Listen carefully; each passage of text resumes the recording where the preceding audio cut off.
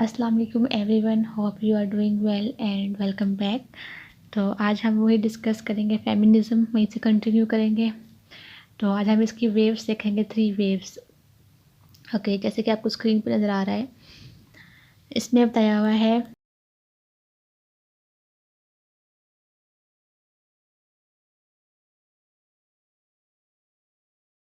Okay. तो first wave जैसे कि लिखा हुआ है, फर्स्ट वेव जो है 1850 राउंड अबाउट स्टार्ट हो चुकी थी, जो मतलब कि पॉइंट की जाती है। और सेकंड वेव जो है वो 1960 से 1980s के राउंड अबाउट देखी जाती है। और उसके बाद जो थर्ड वेव है वो 1990s के आसपास देखी जाती है। और इसके बाद अब कहा जाता है कि फोर्थ वेव भी स्टार्ट हो गई है, जो कि 2012 से स्टार्ट हुई है।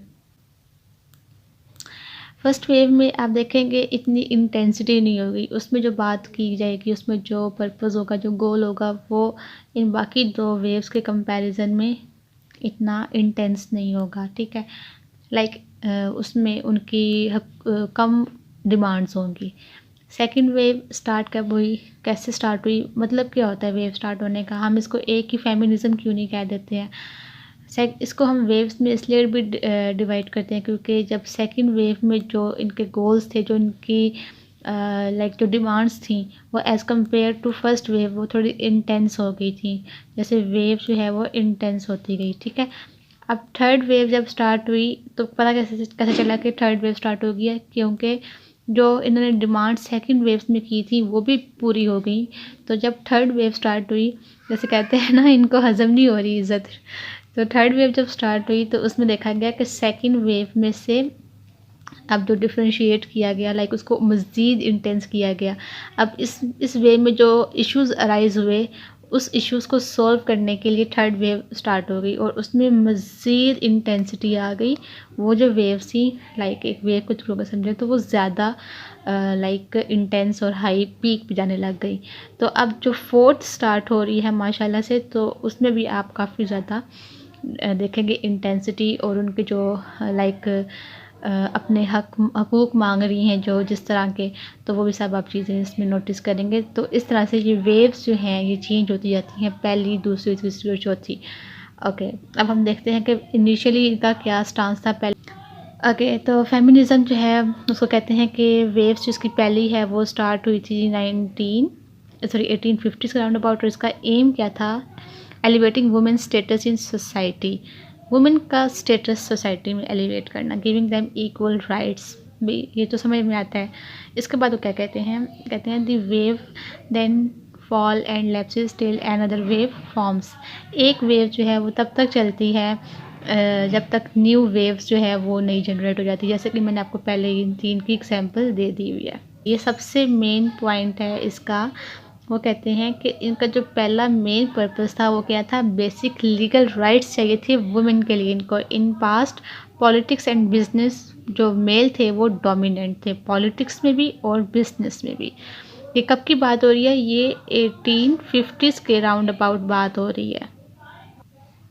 ओके, तो उसके बाद जो है फीमेल, फीमेल का जो मेन रोल था वो क्या था, वो अपने हाउसेस में कन्फाइंड थी, लाइक उनको हाउस होल्ड ही बस करना होता था, घरेलू काम करती थी।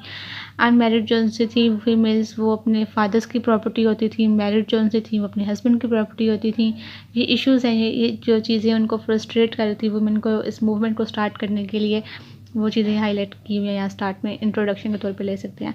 और फीमेल्स को डाइवोर्स लेने का भी कोई राइट नहीं था, कस्टडी ऑफ चिल्ड्रन का भी कोई राइट नहीं था, तो no right for the vote. सबसे मेन चीज़ जो है वो इनका वोट था, वोट का इनका कोई राइट नहीं था। लाइक पॉलिटिक्स में तो इनको बिल्कुल भी कोई इन्वॉल्वमेंट नहीं थी।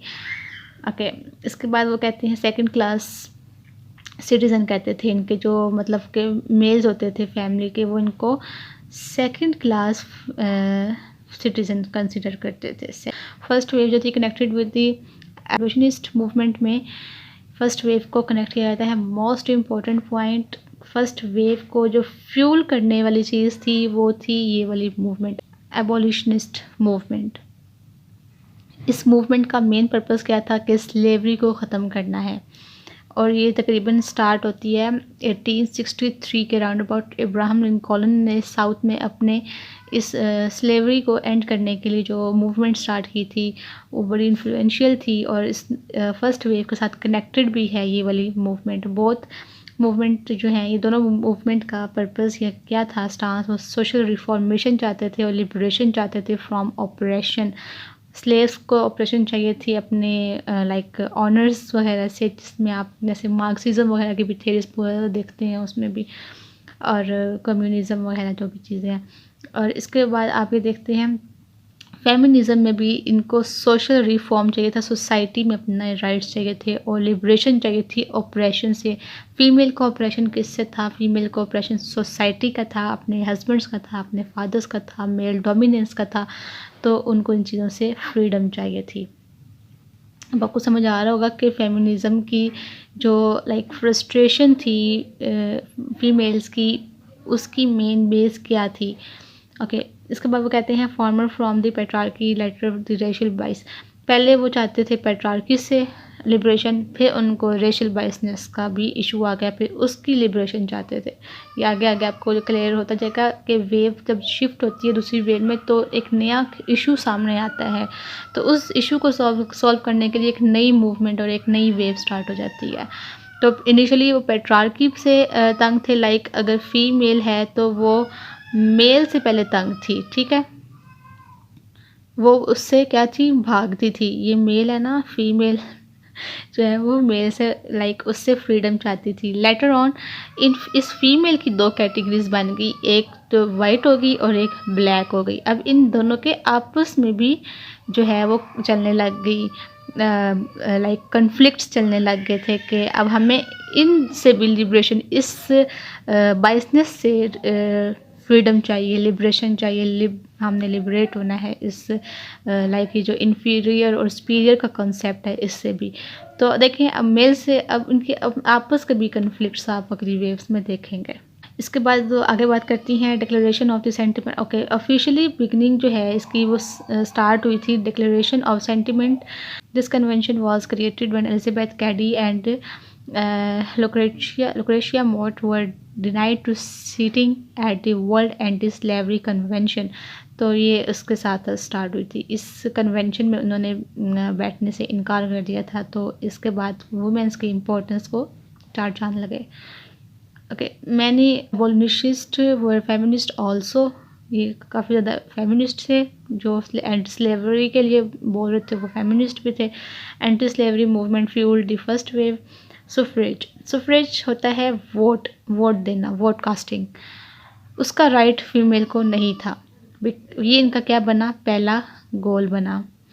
उन्होंने कहा हमें राइट चाहिए, फीमेल्स ने कहा। Of the movement of the reformation, इसके लिए उन्होंने कुछ ऑर्गेनाइजेशंस बनाई, जिसमें आप देखते हैं पहली बनी अमेरिकन इक्वल राइट एसोसिएशन। इसके आगे डेट्स आप देखते जाएं, ये आपने हाईलाइट करनी है।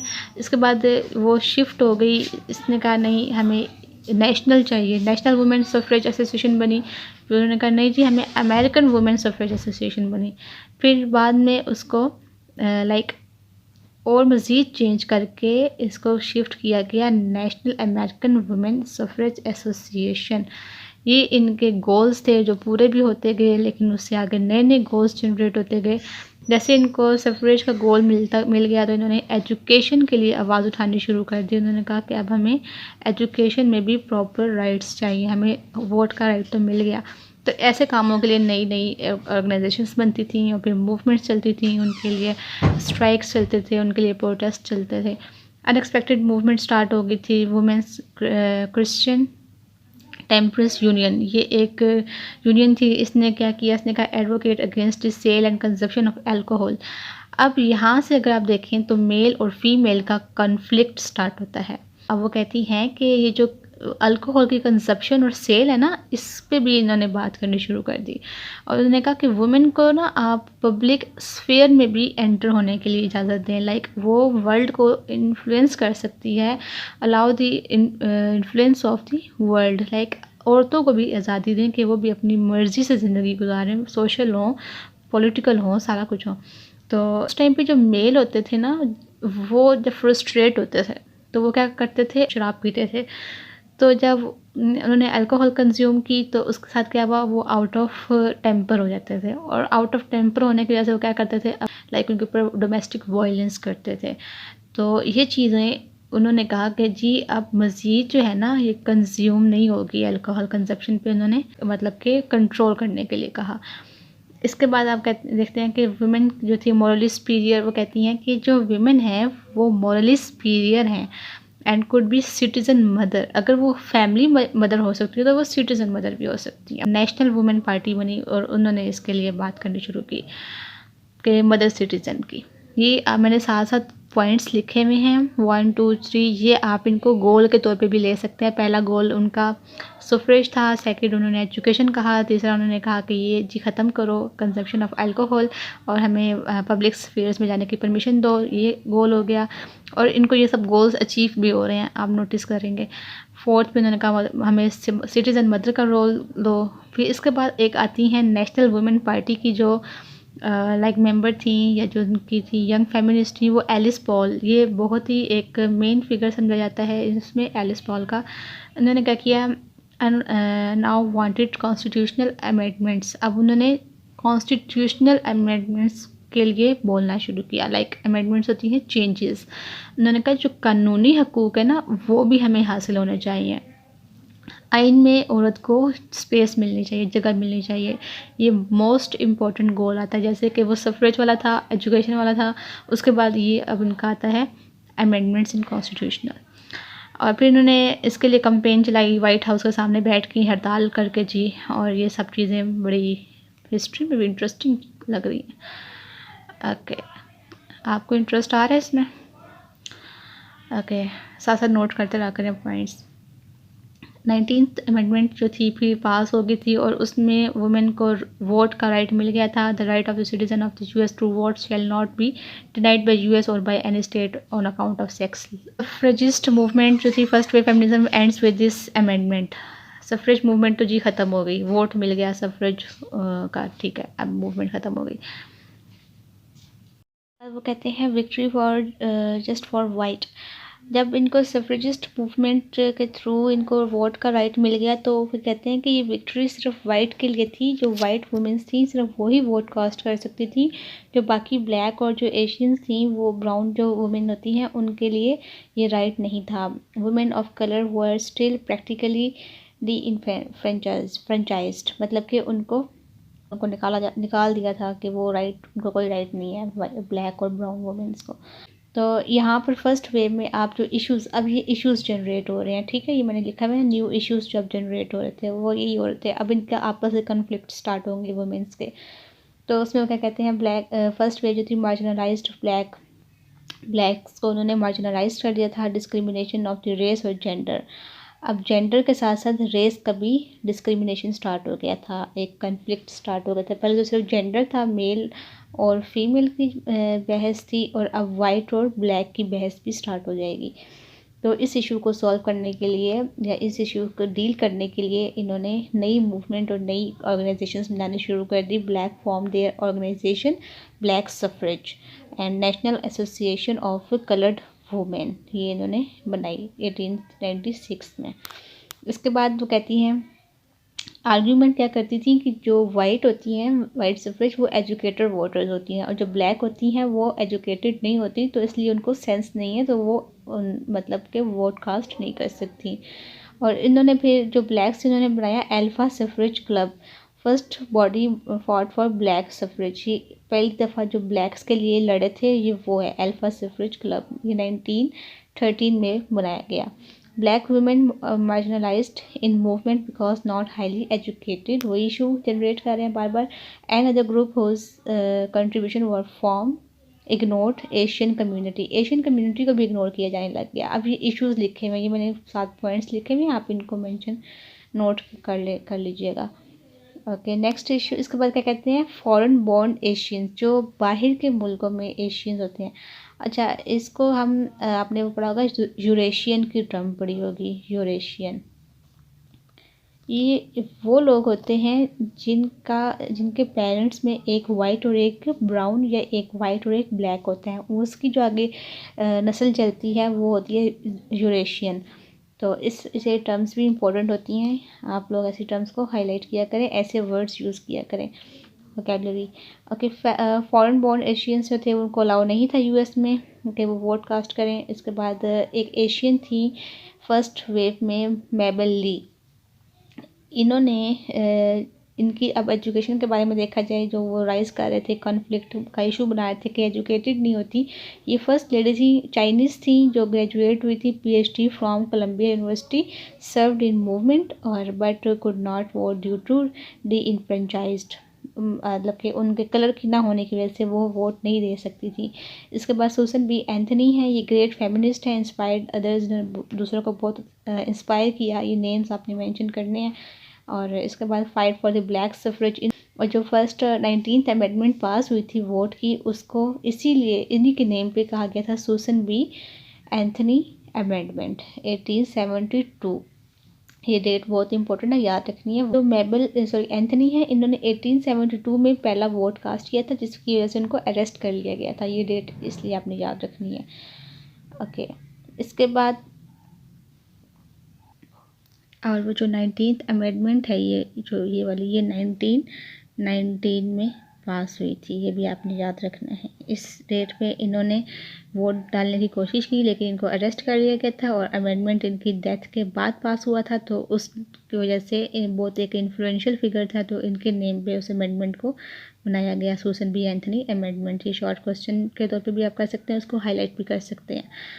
इसके बाद आता है सोजनर ट्रुथ। ये एक ब्लैक लेडी थी और इन्होंने ये कोट की थी बात, डबल क्वेश्चन किया था इन्होंने, जेंडर पे भी और रेस पे भी। इनकी इस बात ने ना दोनों चीज़ों को इन्फ्लुएंस किया था। इसके बाद सेकंड वेव स्टार्ट हो जाती है। उससे पहले हम थोड़ा सा ओवरव्यू कर लेते हैं फर्स्ट वेव का। इसमें आपने बताना है कि वेव स्टार्ट कैसे होती हैं, वेव होती क्या हैं। उसके बाद जो बेसिक लीगल राइट के लिए पहली वेव स्टार्ट हुई थी, और उसके अंदर जो मेन फ्यूल किसने किया था, जो एंटी स्लेवरी मूवमेंट थी उसने इसको फ्यूल किया था, फेमिनिज़म को। और ये ऑफिशियली स्टार्ट कब हुई थी, ये एक जो सेंटिमेंट है इसकी डिक्लेरेशन के साथ स्टार्ट हुई थी। इसमें आपने फिर ऑर्गेनाइजेशंस के बारे में बात करनी है, ऑर्गेनाइजेशंस के साथ साथ आपने इसके गोल्स की बात करनी है, क्योंकि इन्होंने अपने गोल्स को ही ज़्यादातर डिस्कस किया था। और इसके बाद ये 5-6 जो गोल्स हैं ये आपने लाजमी मेंशन करने हैं और इनकी अचीवमेंट बतानी है। और इसमें जो मेन था वो अमेंडमेंट का पास होना ही था। अमेंडमेंट पास हो गई थी 1919 में, लेकिन उसके बाद जो है न्यू कन्फ्लिक्ट स्टार्ट हो गया था, रेस का कन्फ्लिक्ट, जिसमें वुमेन, ब्लैक वुमेन और वाइट वुमेन का आ गया था इशू। और उसके बाद बताते हैं कि मेन फिगर में मेबल ली और सुसन, और उसके बाद ये सोजनर ट्रुथ, ये 3 आपने फिगर्स बता के फर्स्ट वेव को यहाँ पे एंड कर देना है। ओके, इसके बाद जो सेकंड वेव स्टार्ट होती है, सेकंड वेव में वो बताते हैं फर्स्ट वेव ने सेट किया प्लेटफॉर्म फॉर सेकंड वेव। अब आपको क्या लगता है कौन सा इशू आगे डील करेंगे सेकंड वेव में? यस, डेफिनेटली हम मार्जिनलाइज्ड ब्लैक को डील करेंगे। हम नहीं लाइक जो वो डील कर चुके हैं सेकंड वेव में। इशू जो था वो ज़्यादा अराइज हुआ था रेसिज्म का। और इसमें अब वो क्या कहते हैं, वार सर्कमस्टांसेस। सेकंड वेव आपको मिलती है 1960s के आसपास। 1960s से पहले पहले क्या काम हो चुके हैं, वार हो चुकी है। सबसे मेन इवेंट क्या हो चुका है, वार। अब वार जब हुई है तो वार के बहुत ज़्यादा इन्फ्लुएंसेस हैं। वार आप जब 20th सेंचुरी देखते हैं ना, तो उसमें आपको मैक्सिमम, अगर आप कोई मूवमेंट पढ़ रहे हैं, अगर या आप जैसे एपिक थिएटर होते हैं, या वो जो एब्सर्ड थिएटर है इस तरह के, या आप राइटिंग स्टाइल पढ़ रहे हैं, या आप किसी भी किस्म का आर्ट पढ़ रहे हैं, किसी भी किस्म की वो पढ़ रहे हैं, टेक्नोलॉजी पढ़ रहे हैं, किसी भी तरह का कोई भी आप चीज़ देख रहे हैं, उसमें आपको इस वार का इन्फ्लुएंस लाजमी मिलेगा। इस वार ने बहुत ज़्यादा चेंजेस की थी 20th सेंचुरी में।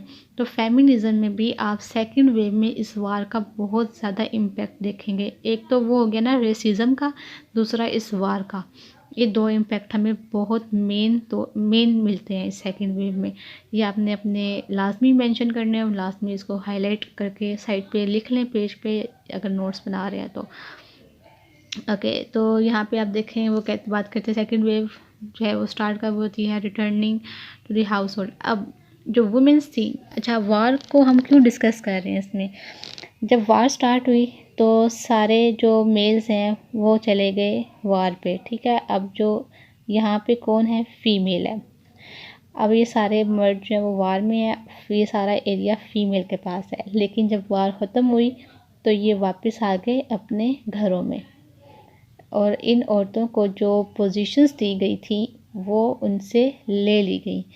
तो अब उनको जो फ्रीडम फील हुई थी मेल्स के बगैर, अब मेल्स के वापस आ जाने पे, अपने हस्बैंड, फादर्स, ब्रदर्स के वापस आ जाने पे उनको दोबारा से वो स्लेवरी दोबारा से उनको फील होने लग गई, या सप्रेस होने लग गई अपने मेल्स के अंडर दोबारा। तो इस चीज़ ने सेकंड वेव के अंदर बहुत ज़्यादा इम्पेक्ट शो किया।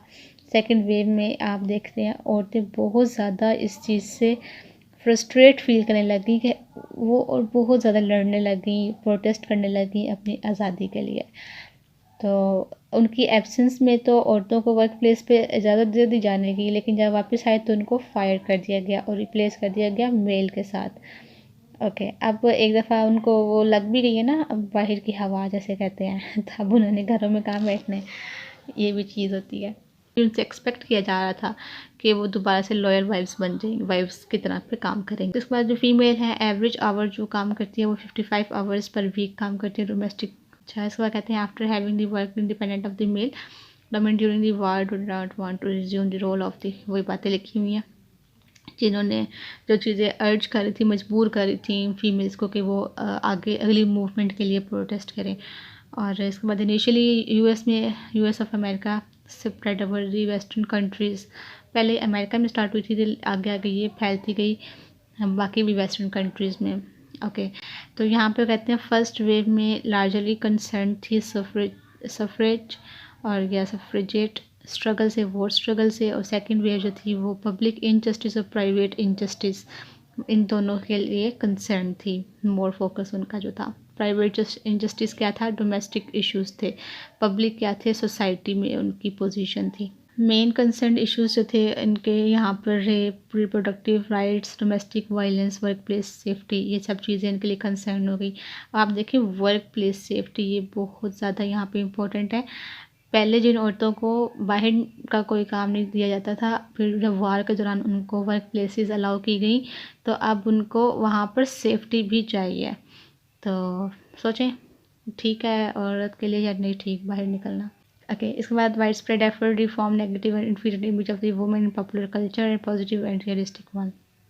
अब इनको अपनी गोल वन, इनका सेकंड वेव में क्या था, इनको अपनी पॉजिटिव और रियलिस्टिक पिक्चर चाहिए थी, नेगेटिव और इन्फीरियर नहीं, पॉजिटिव और रियलिस्टिक चाहिए थी। Source of spread of their on culture, वो अपने कल्चर को स्प्रेड करना चाहती थी, और मतलब कुछ ऐसे काम करना चाहती थी वो। अच्छा, सब फेमिनिस्ट फिल्म्स, मूवीज़, म्यूज़िक, ये सब चीज़ें बनने लग गई फेमिनिस्ट के ऊपर, फेमिनिज्म के ऊपर जो कई टेक्स्ट थे वो बनने लग गए। फिर मूवमेंट ट्रिगर्ड बाय द बेटी फ्रेड। अच्छा, ये आप सब आपने माइंड में रखना है, ये 1960s ऑनवर्ड हो रहा है, ठीक है, 1960s ऑनवर्ड। अब इसमें एक आप मेजर वर्क देखेंगे, बेटी फ्रेडन्स वर्क। ये इन्होंने एक वर्क लिखा, लेडी है, इन्होंने किया, इन्होंने ये इंस्पायर हुई थी, किससे इंस्पायर हुई थी, ये साइमन डी बॉवर से इंस्पायर हुई थी। इन्होंने इंस्पायर होकर इन्होंने कौन सा काम लिखा, इन्होंने लिखा द फेमिनाइन मिस्टेक, और इसका मेन सब्जेक्ट मैटर क्या था, वो था discuss problems that has no name, general unhappiness of American women. Okay, general unhappiness, like वो घरों में अनहैप्पी थी, वो खुश नहीं थी, सप्रेस थी, जस्ट वो एक लाइफ गुजार रही थी। डॉल हाउस इसकी बेस्ट एग्जाम्पल के तौर पे आप देख सकते हैं। वो लेडी जो थी वो बहुत ज़्यादा लाइक अपने हस्बैंड की टॉन्ट, अपने हस्बैंड की वोकैबलरी, वो लाइक जो उसको स्क्वर्ल्ड कहता था और किटी कहता था, इस तरह के वर्ड्स यूज़ करना, उसको एब्यूज़ करना, वो पहले सप्रेस हो रही थी उस चीज़ को, उस चीज़ में वो हैप्पी थी। लेकिन जब उसको इस चीज़ का आइडिया हुआ ना कि ये रियल हैप्पीनेस नहीं है, तो उसने इस चीज़ को प्रेफर नहीं किया वहाँ रहना, उसने उसको छोड़ना प्रेफर किया। ओके, तो यहाँ पर वो अनहैप्पीनेस ऑफ अमेरिकन वुमेन जो थी उनकी बात करती हैं, जो 1960 और 1970s में थी। तो यहाँ से वो कहती हैं कि उनकी जो बुक थी उसमें वो क्या बातें डिस्कस करती हैं, वो कहती हैं कि जो वुमेन्स हैं उन्होंने अपनी आइडेंटिटी जो है वो लॉस कर दिया इन हाउस होल्ड्स में, और fault of advertising the industry and education system, मतलब इनके फॉल्ट्स हैं वो बताती हैं कि किस तरह से वुमेंस को राइट नहीं दिए जा रहे इक्वली। और उनकी इस बुक ने बहुत ज़्यादा जो फीमेल्स थी वुमेंस थी उनको इम्प्रेस किया था और इंस्पायर किया था कि वो आगे फेमिनिस्ट मूवमेंट में पार्टिसिपेट करें। थाउजेंड्स ऑफ जो वुमेंस थी cast feminist due to this book, और ज़्यादातर मिडिल क्लास की जो वुमेंस थी वो थी इसमें इन्वॉल्व। और लेटर ऑन 1966 में ये जो फ्राइडन थी, फुल नेम था बेटी फ्राइडन, ये बन गई थी प्रेसिडेंट ऑफ द NOW, मतलब नेशनल ऑर्गेनाइजेशन फॉर वुमेन की प्रेसिडेंट बन गई थी 1966 में। अनदर डेमोक्रेशन ऑफ दिस स्टेज, मतलब कि एक और जो इसके लिए फिक्स बाउंड्री की गई वो ये थी कि the food and drug administration, ये एक और गोल भी था, गोल भी कह सकते हैं और इसको पर्पस भी कह सकते हैं आप। और उसमें उन्होंने क्या कहा कि फूड और ड्रग एडमिनिस्ट्रेशन में उन्होंने अप्रूव करवाया ऑरल कॉन्ट्रासेप्टिव पिल्स। ये वो पिल्स होती हैं जो बर्थ कंट्रोल पिल्स होती हैं। लाइक अगर कोई फीमेल अपना करियर कंटिन्यू करना चाहती है और अपने लाइक जो मैरिटल लाइफ होती है उसको कंटिन्यू नहीं करना चाहती, लाइक बेबी बर्ड्स वगैरह, तो वो उसको कंट्रोल करने के लिए पिल्स यूज़ कर सकती है। तो ये जो एडमिनिस्ट्रेशन थी फूड एंड ड्रग एडमिनिस्ट्रेशन, जब उन्होंने ये वाली पिल्स बनाई तो इस चीज़ ने बहुत ज़्यादा मतलब कि इस मूवमेंट के ऊपर, फेमिनिज़म के ऊपर इन्फ्लुएंस किया। तो वो अवेलेबल हो गई थी 1981 में मार्केट में, ये वाली medicine oral contraceptive pills. Contribution थी कैनेडी का।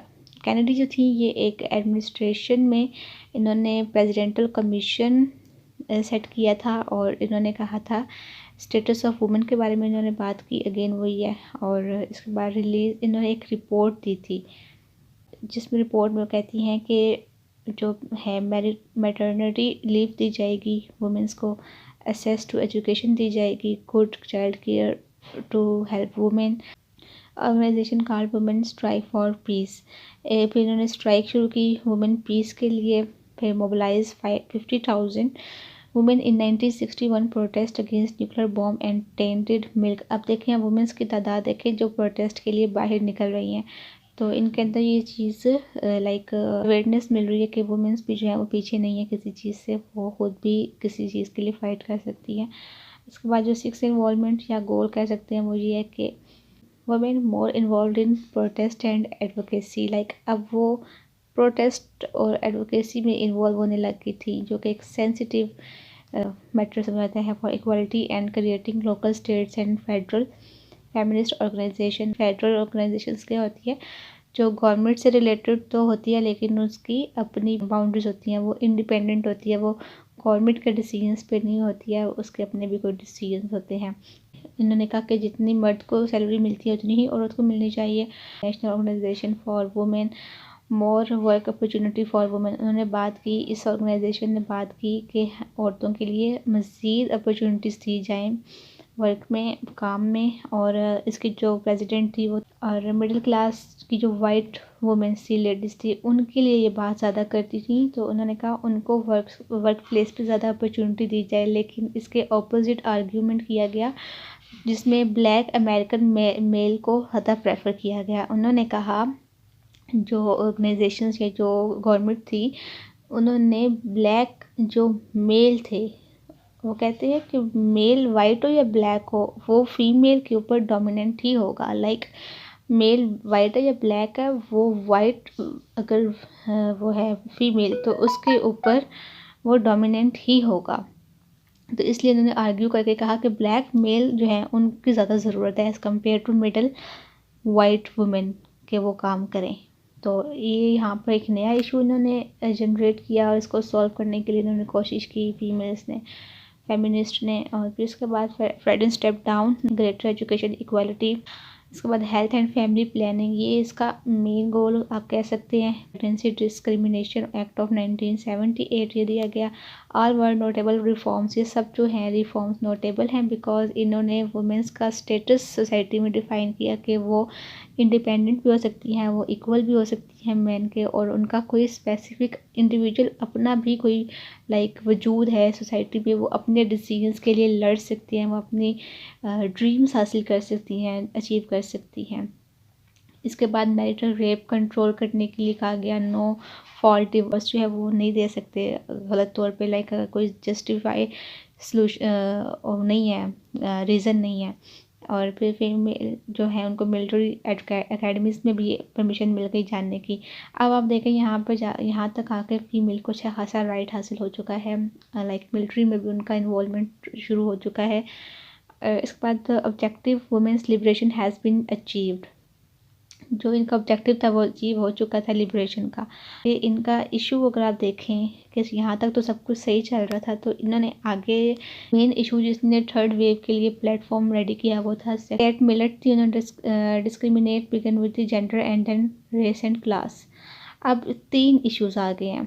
अब पहले में आपके पास सिर्फ जेंडर था, फिर रेस आ गया, अब फिर नेक्स्ट क्या बन रही है क्लास। ये एक इशू जनरेट हो रहा है, ठीक है। जो नेक्स्ट जो फेमिनिज़म होगी, उस थर्ड वेव होगी, उसके लिए एक इशू हो सकता है जिसको डील करना है।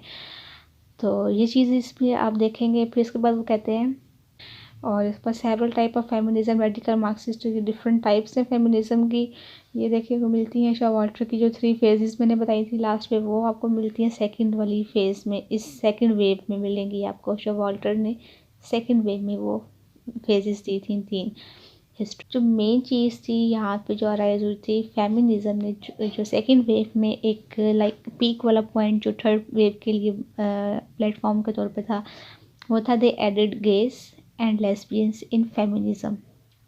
इन्होंने कहा इनको भी फेमिनिज्म में ऐड करो, क्योंकि ये भी सप्रेस्ड है। जितनी भी चीज़ें सप्रेस्ड थी ना, उन्होंने फेमिनिज्म में ऐड करते गए, इस तरह की वुमेन से रिलेटेड और इमोशंस और सेक्सुअल और जेंडर और क्लास से रिलेटेड। ओके, तो इस बार थर्ड वर्ल्ड जो वुमेन्स अलायंस थी वो जनरेट हुई, प्रोटेस्ट के तौर पे ऑर्गेनाइजेशन जनरेट हुई। और इसके बाद जब थर्ड आप वेव देखते हैं, उसमें जो मेन चीज़ आप देखते हैं वो ओपोनेंट्स।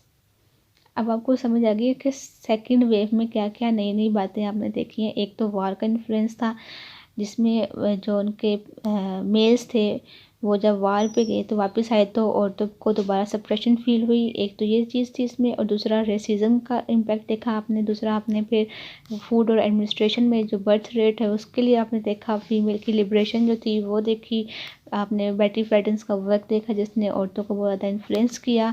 तो ये सेकंड वेव में भी बहुत ज़्यादा इंपॉर्टेंट चीज़ें आपको देखने को मिलती हैं।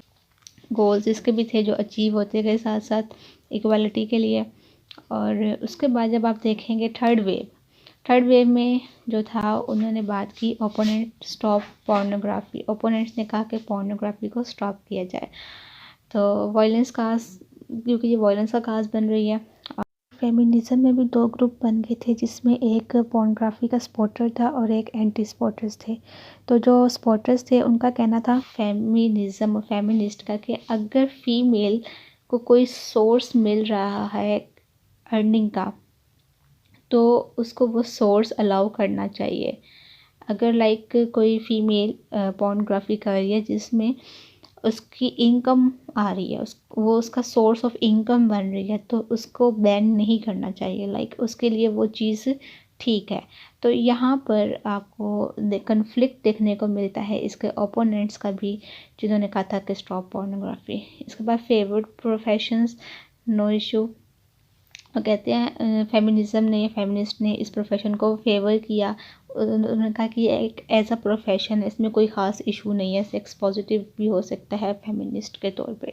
ने कहा argue on the marginalised, main stream marginalised के ऊपर जो आर्ग्यूमेंट था वो इनका मेन फोकस था। जो ब्लैक्स के लिए इनइक्वालिटी थी, वो हरासमेंट केसेस आने लग गए थे। और क्योंकि अब वुमेंस जो हैं वो बाहर निकल रही हैं, तो लाइक एक हरासमेंट का एक एनवायरनमेंट क्रिएट हो रहा है। तो एक केस भी इन्होंने यहाँ पे डील किया, एनिटा हिल। इसके तौर पे जो ग्लोरिया स्टेनम जो जर्नलिस्ट थी, जिन्होंने लिखा कि I am not a post feminist, मैं पोस्ट फेमिनिस्ट नहीं हूँ, मैं थर्ड वेव हूँ, I am the third wave. इन्होंने यहाँ पर इस चीज़ को हाईलाइट किया।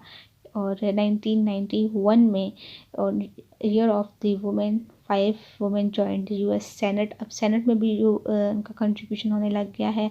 और इस बात के साथ थर्ड वेव कहते हैं स्टार्ट हुई थी।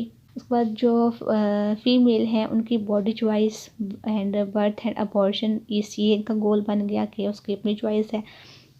रिप्रोडक्टिव राइट्स चाहती थी कि हम रिप्रोडक्टिव राइट्स चाहती हैं। सुप्रीम कोर्ट ने इस चीज़ को पार्शियल बर्थ अबॉर्शन जो है उसको बैन कर दिया था, बिकॉज इससे काफ़ी ज़्यादा डेथ रेट भी आप कह सकते हैं बढ़ता है, और काफ़ी इस चीज़ को एक गलत एक्ट के तौर पे लिया जा रहा था। लेकिन इस कंट्रोल के थ्रू हाई कोर्ट का ये फैसला था सुप्रीम कोर्ट का, उसके रिएक्शन में एक ह्यूज किस्म का प्रोटेस्ट जो है मार्च वो स्टार्ट हो गया, जिसको March for women lives in Washington DC 2004 में जो स्टार्ट हुआ है उसके नाम से याद किया जाता है। ये आप इसमें हाईलाइट कर सकते हैं बिकॉज थर्ड वेव का एक मेजर है। अब आप इसमें देखेंगे इंटेंसिटी बढ़ती जा रही है, मार्चेस और प्रोटेस्ट और कन्फ्लिक्ट्स ये सब कुछ बढ़ता जा रहा है और चीज़ें कॉम्प्लेक्स होती जा रही हैं, इश्यूज़ कॉम्प्लेक्स होते जा रहे हैं। वुमेंस के जो राइट के लिए बोलना है वो कॉम्प्लेक्स होता जा रहा है कि वेदर वो चीज़ें राइट हैं रोंग हैं, किस पैमाने पे उसको मेजर करें तो वो सही है, किस पैमाने पे मेजर करें तो वो गलत है। तो ये सब चीज़ें कॉम्प्लेक्स होती जा रही हैं मज़ीद। इसके बाद थर्ड वेव में जो है मेन चीज़ जो देखेगी वो पॉप म्यूज़िक और पॉप कल्चर है, मीडिया है। तो उसमें आप देखते हैं कि एक्सक्लूसिव किस्म की साउंड्स होती हैं, लाइक तेज़ किस्म की जो साउंड्स होती हैं, डिस्को साउंड्स जिसको आप कह सकते हैं, और जो बहुत ज़्यादा इमोशंस को लाइक हार्श भी करती हैं, तेज़ करती हैं। लाइक आपको ना, आपने देखा ही होगा कि जब म्यूज़िक बहुत तेज़ चल रहा होता है तो ब्रेन में एक अजीब सी एक हलचल भी हो रही होती है, आपकी पर्सनैलिटी पे बड़ा इफ़ेक्ट कर रही होती हैं सब चीज़ें। तो ये अब थर्ड वेव में ये चीज़ें स्टार्ट हो गई थी। पंक रॉक ये एक लाइक म्यूज़िक की एक है टाइप है जिसमें आप फास्ट किस्म का म्यूज़िक देखते हैं, उस चीज़ का इंट्रोड्यूस हुआ इसी थर्ड वेव में। बस्ट मैगज़ीन जैसे कि स्क्रीन पर मैं आपको शो करती हूँ, इस तरह की मैगज़ीन्स स्टार्ट हुई। वुमेंस लाइफस्टाइल पर बात होने लग गई, वुमेंस के ऊपर बात होने लग गई, उनकी ड्रेसिंग पे, उनके कलर पे, उनके मेकअप पे, हेयर स्टाइल्स पे, लाइक उनको एनालिसिस स्टार्ट हो गया। तो ये सबसे पहली मैगज़ीन के तौर पे आई गेस आप इसको इंट्रोड्यूस करवाया गया, दी बस्ट मैगज़ीन। अब तो बहुत ज़्यादा आ गई हैं और इसको बहुत ज़्यादा देखा जाता है। फैशन इंडस्ट्री जो है वो मज़ीद से मज़ीद इन्फ्लुएंस होने लग गई इस थर्ड वेव के साथ।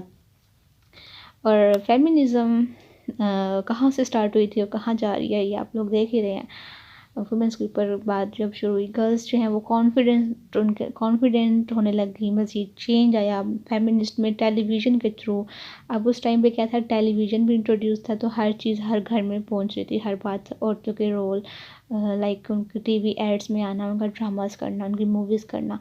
तो ये हर घर में हर बच्चे को, हर फीमेल को इन्फ्लुएंस कर रहा था मज़ीद।